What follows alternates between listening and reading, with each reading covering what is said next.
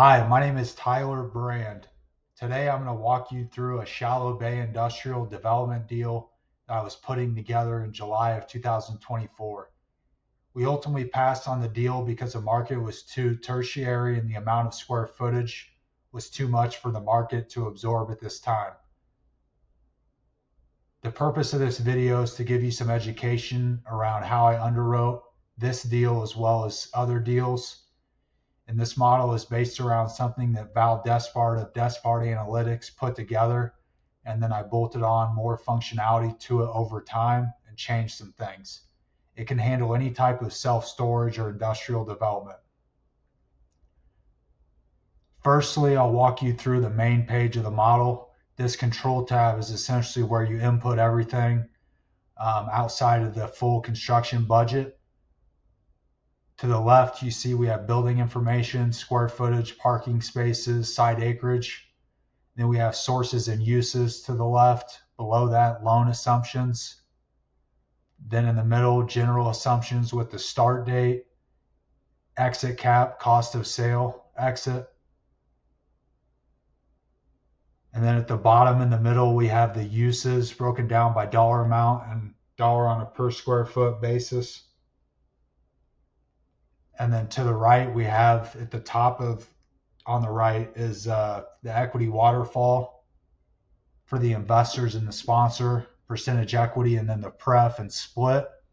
And then it shows the returns, IRR, profit, and equity multiple.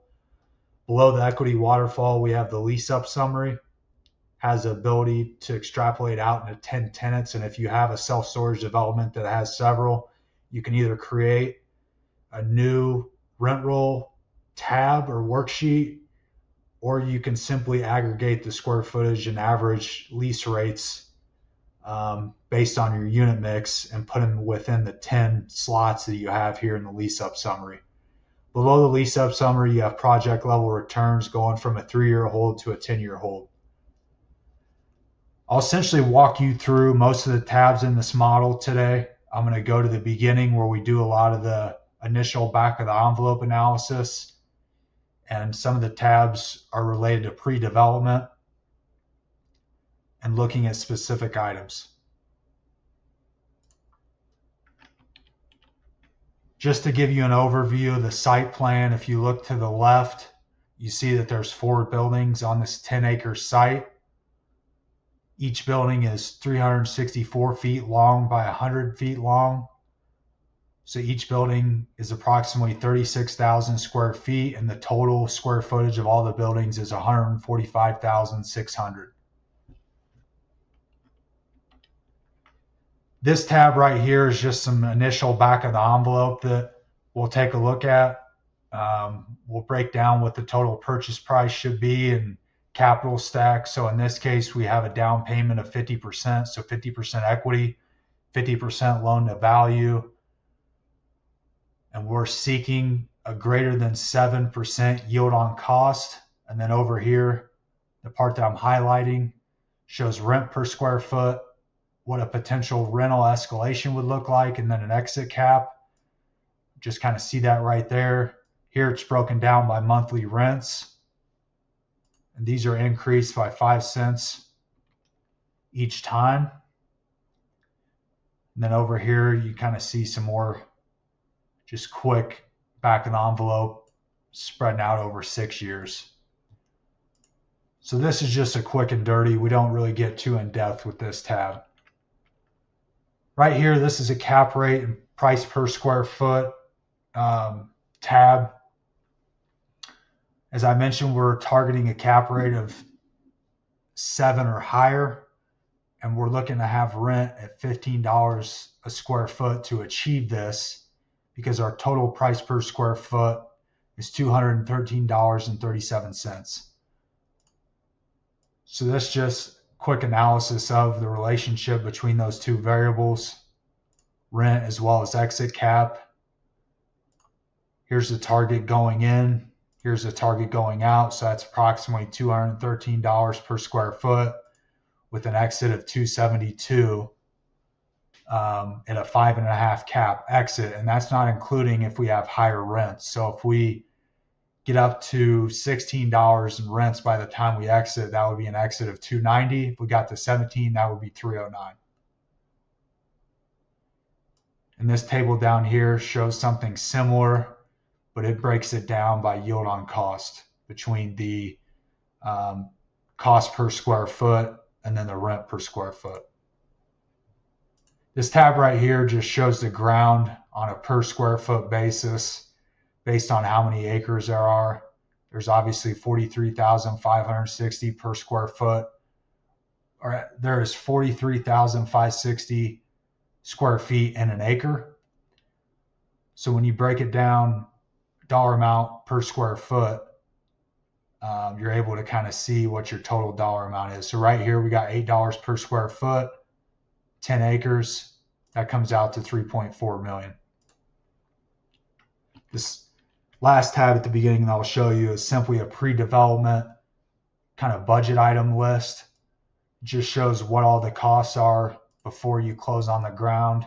And this allows you to do the timing by month. So kind of start and end month, just switch. So you put $100,000 in, $16,000 a month for 6 months. Moving back to the main tab, as I mentioned, we have 145,000 square feet approximately for this project.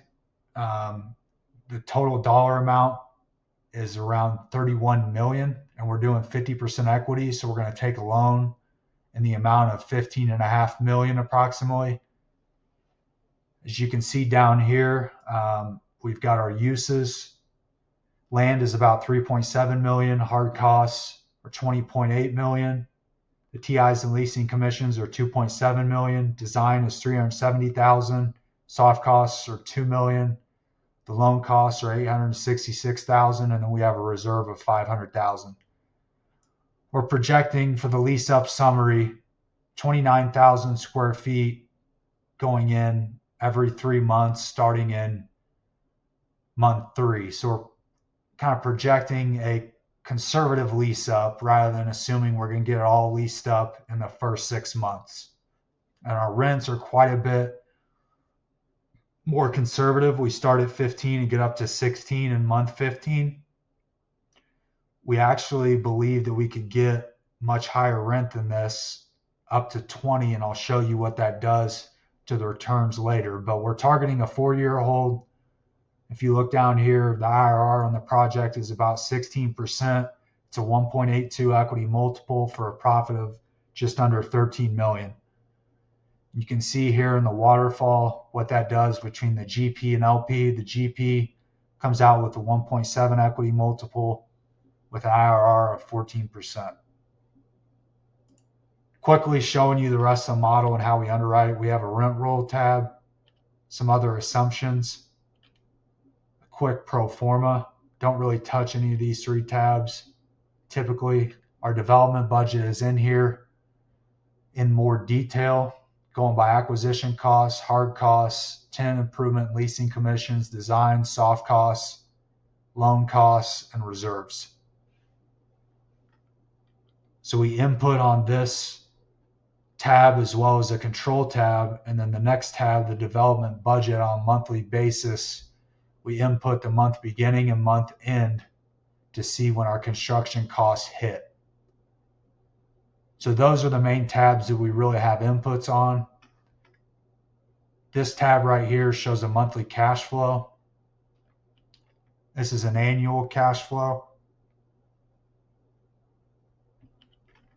This is our returns tab, and I'll just quickly highlight years 3 through 10. From an exit cost per square foot, year 3 is 277, year 4 is 301, and year 5 is 316. We can go back to one of those beginning tabs that I mentioned earlier and compare that to kind of see where we want to end up being. You can also see the return on cost here as well as that goes out. And then down here we have IRR. Over here we have profit and equity multiple.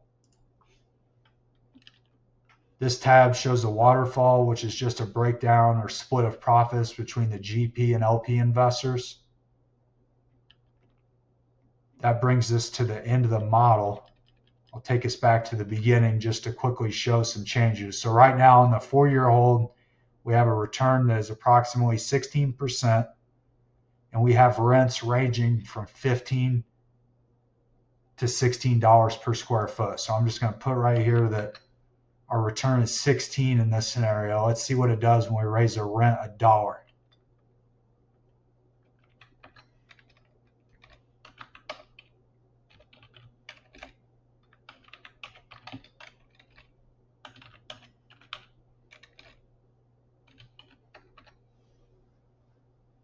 So if you see here in the 4-year hold, the rent or the IRR goes up to 18.75%.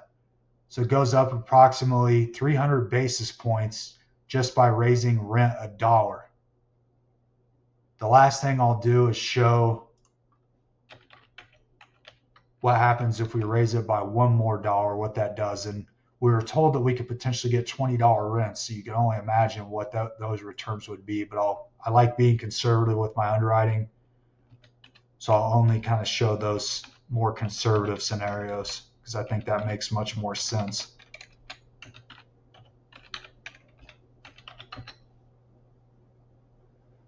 As you can see here, we're now at a 21.5% IRR and a 2.2 equity multiple. So it goes up about 2.5% each time you raise the rent $1. Hopefully this was beneficial. Hopefully it gives you a flavor of how we underwrite deals.